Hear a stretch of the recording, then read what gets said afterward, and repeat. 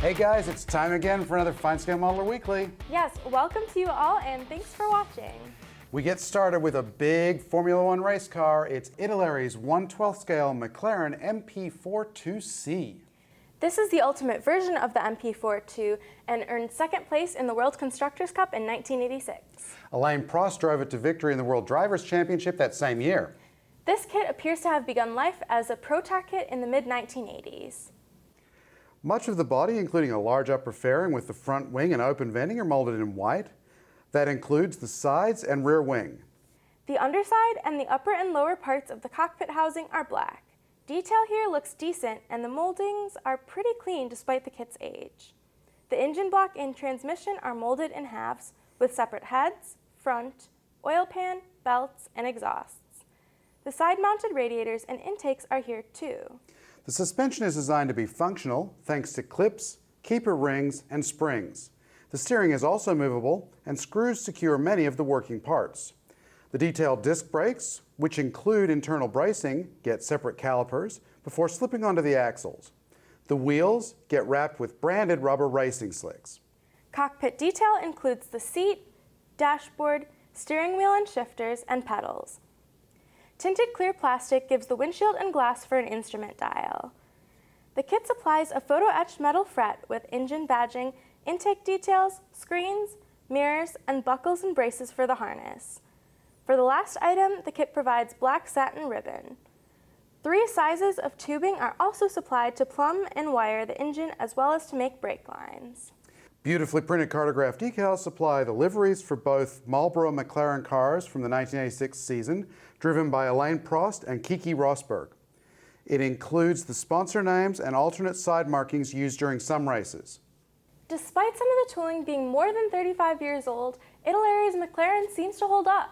Yeah, now I know a lot of people sort of think of the 1970s and 80s as the last great period for Formula One racing. I'm looking at you, former editor Mark Savage. And this kit fits firmly in that era, so I think its return will be welcome. We have another selection of cool books from Casemate. From Pen and Sword's Flightcraft series, here's Ben Skipper's book about the B-29. Typical of a series of modeler-centric titles, this 96-page softcover traces the development of the plane, gives detailed photos, including the big bomber in service and its variants. A nice selection of color profiles lead into the modeling section with a survey of kits and 4 builds. From Seaforth Publishing's related Shipcraft series, the next book covers British light cruisers of the Leander, Amphion, and Arethusa classes.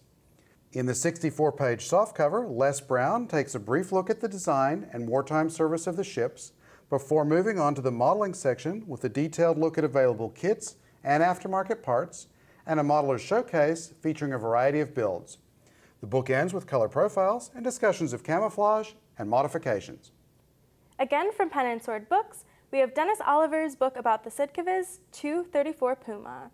Part of the Landcraft series, the 64-page softcover looks at the units that use the 8-wheeled armored cars and details the camouflage and markings using color profiles. A modeler's showcase follows with builds in 1/76th and 1/35th scale and a survey of kits and details. The final section covers the technical description and modifications of the real thing.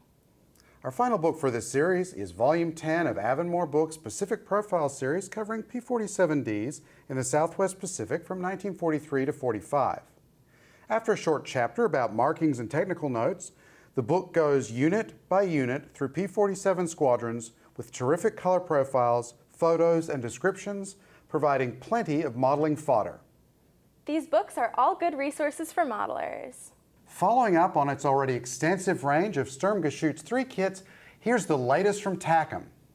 Actually, it's a pair of kits of the Ausf F8, the early and late production variants of this model produced in late 1942.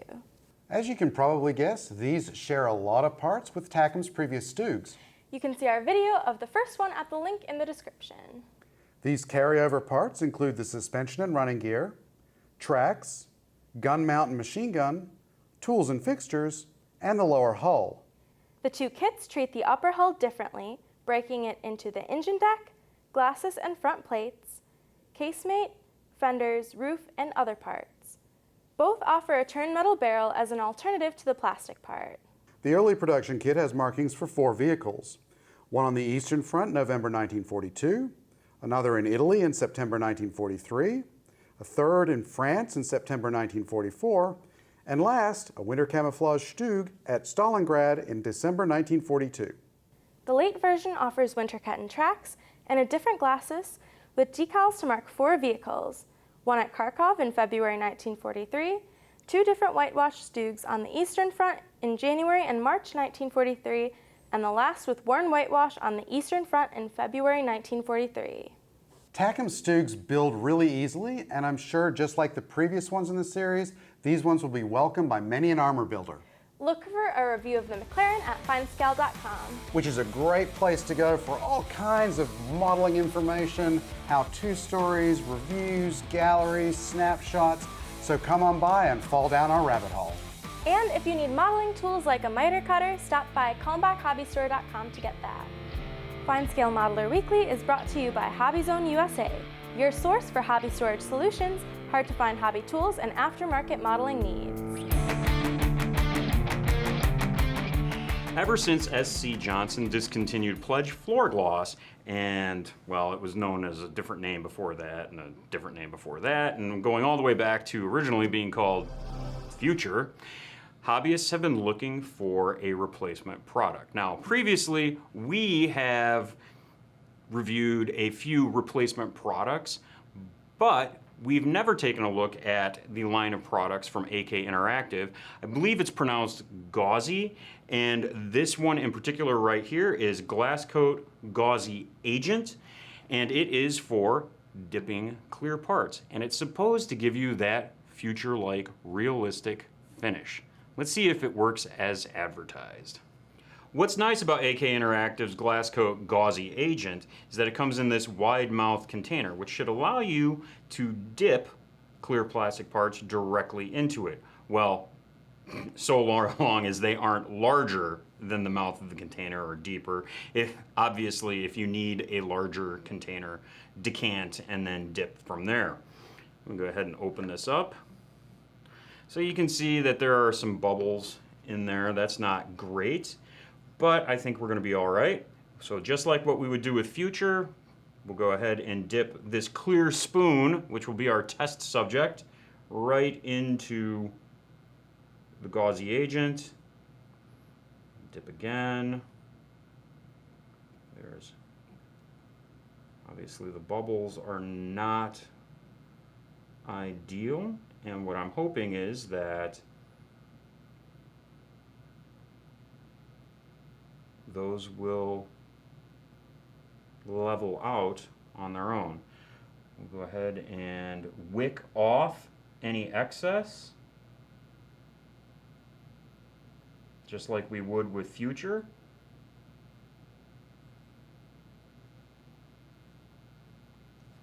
We'll see how this goes with those bubbles. Under normal circumstances, what you would do after dipping your part is put a cover over it so that it's protected from dust, pet hair, whatever is floating around, just because you don't want to have to try and pick it out and it leaving marks in the clear coat.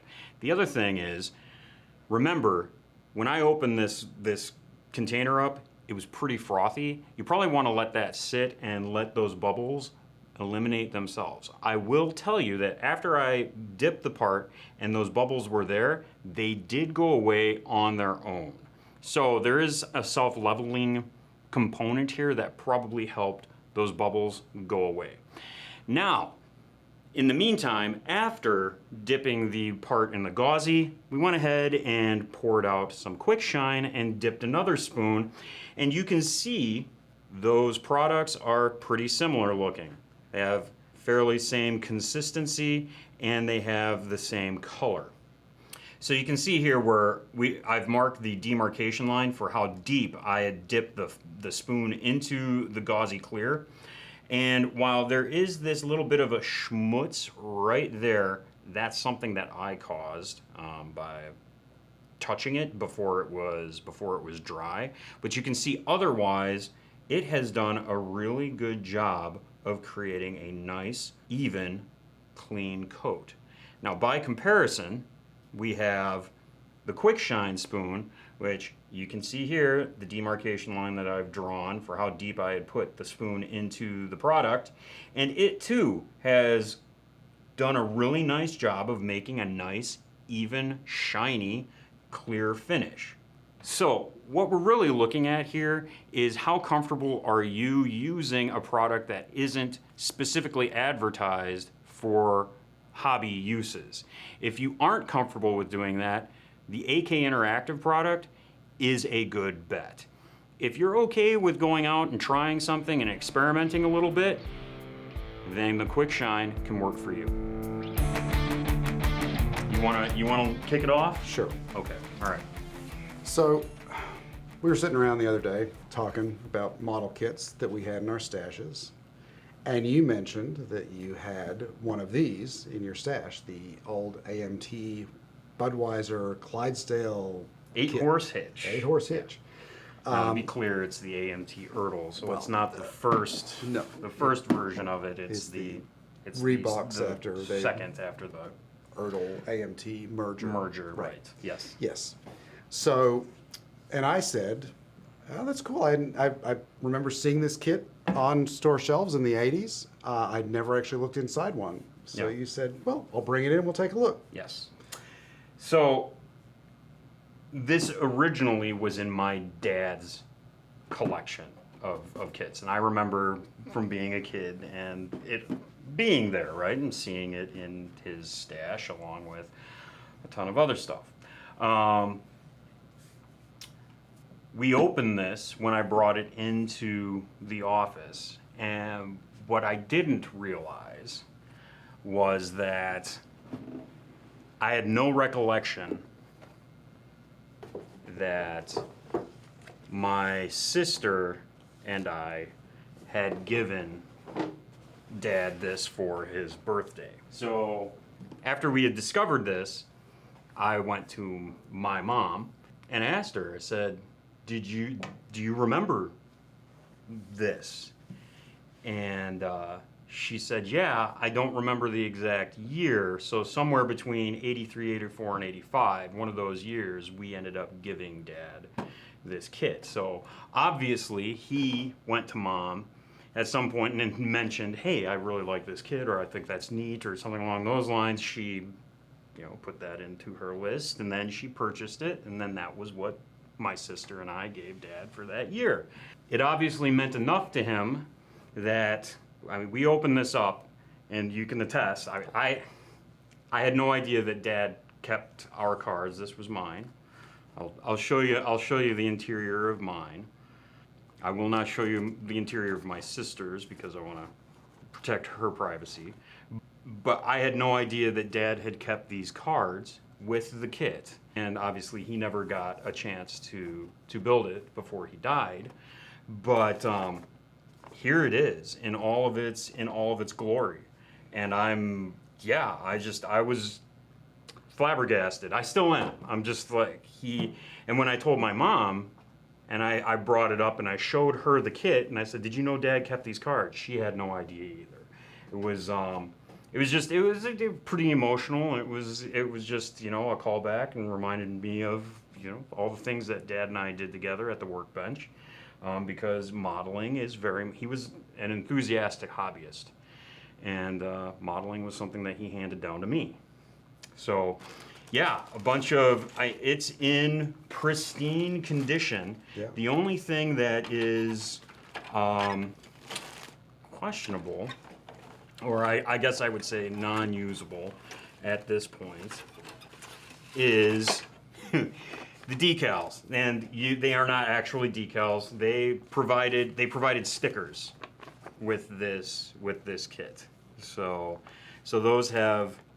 I guess for being 40 years old, thereabouts, or maybe a little bit, I'll just say 40. It's, they've held up okay, but I probably wouldn't want to try to stick them onto the side of a model. So, given all that, you think you're going to build it? I don't know. I know a lot of guys out there like would be wanting to collect this, right? They'd want to put it in their stash or whatever and have it. I know it's going for, some of them are going for a pretty penny on eBay. I mean, yeah, I could. It would be neat to do. Be impressive. And, you know. How about this? How about this? Okay. If this video gets 1,000 likes, I'll just throw that number out there. If this video gets 1,000 likes, I'll go ahead and build it, and we'll shoot a video of it. I'll build it maybe for Build a Model Month. Awesome. All right, maybe I'll do it. Maybe I'll do it for that, and we'll go from there. How about that? That sounds good to me. So you guys heard him. 1,000 likes. He's going to build this thing on camera. We all get to see him do it. You get to see me mess up horses. Like all models, it doesn't have to be perfect. You just have to enjoy yourself doing it. That's right. And you know, a nice little remembrance of the workbench while you do it. Yeah, I think so. Anyway, thank you for watching this episode of FineScale Modeler Weekly. And we'll see you guys next week. Bye. Hit the button. We are good to go.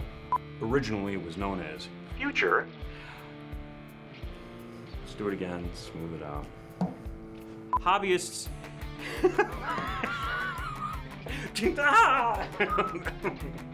Aaron tried to kill himself just now.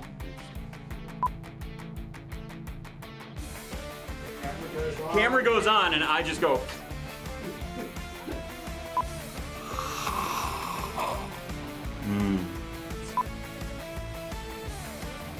Under normal circumstances.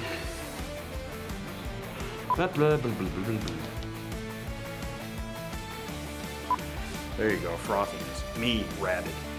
It's a tough word. Sturm. Frustration. I'm late.